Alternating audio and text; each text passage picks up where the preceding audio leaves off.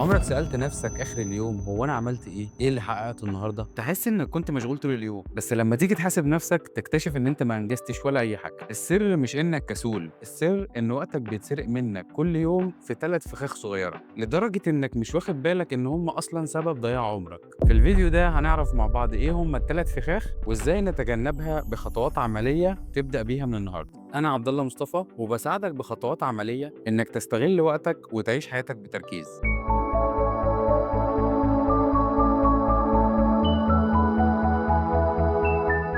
الوقت مش بيضيع منك مرة واحدة، هو بيضيع قطعة قطعة، دقيقة هنا نص ساعة هناك. تعالوا النهاردة نتكلم في 3 حاجات بتسرق يومك وحلول بسيطة جدا ترجع لك السيطرة. الفخ الأول التشتت بالموبايل. أول وأخطر حاجة لازم تاخد بالك منها هي الموبايل. تفتح تليفونك عشان تشوف إشعار واحد بس، تلاقي نفسك فجأة دخلت في 40 دقيقة ساعة ساعتين وأنت بتتقلب ما بين ريلز وستوري ومنصة تيك توك ومنصة انستجرام.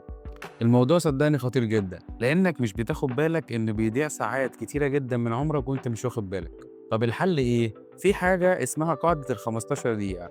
يعني إيه؟ حدد وقت لنفسك إنّك في اليوم تتصفح لمدة ربع ساعة بس، غير كده حاول تخلّي التليفون بعيد عن متناول إيدك قدر المستطاع. صدّقني لو التزمت بالقانون ده أسبوع واحد بس، هتتفاجئ بكم الوقت اللي أنت بتعرف تحافظ عليه. الفخ التاني مهام صغيرة كتيرة. إنك تملى يومك بمهام صغيرة أو حاجات بسيطة جدًا بس ما لهاش وزن، زي مثلًا إنك ممكن تلم الورق من على المكتب أو تعمل مكالمة صغيرة أو تنشغل في إنك مثلًا تمسك الشات وتفضل تتكلم مع حد. تحس إن يومك بيضيع في حاجات أنت مش مخطط لها، في الوقت ده بتحس إن أنت ما عملتش حاجة ليها قيمة. طيب الحل إيه؟ ورقة وقلم واكتب مع نفسك 3 أولويات. يعني تسأل نفسك كده هو أنا لو خلصت النهارده 3 حاجات مهمة هيكونوا إيه؟ بمجرد ما تركز على 3 مهمات بس رئيسية في اليوم، هتلاقي بقية الدوشة والزحمة والتفاصيل الكتير اللي من حواليك بقت أقل أهمية. الفخ التالت حاجة هنعمل عنها حلقة مخصوص واسمها التسويف. أشهر كلمة دايما جوانا وبنقولها لنفسنا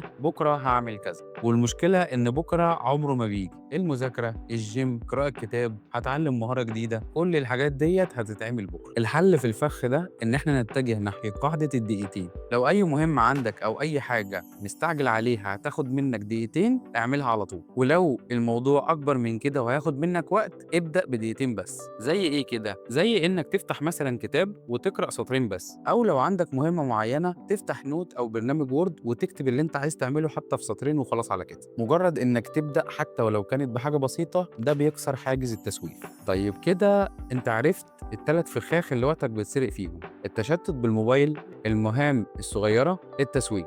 لو قدرت إنك تتحكم في ال3 فخاخ دول هتحس إن يومك بقى أطول وإنك رجعت تمسك مع نفسك زمام وقتك. قُل لي في التعليقات إيه أكتر حاجة من ال3 فخاخ دول بتضيّع وقت، وما تنساش تعمل لايك وتشترك عندنا في القناة وتنضم للعيلة بتاعتنا. سلام.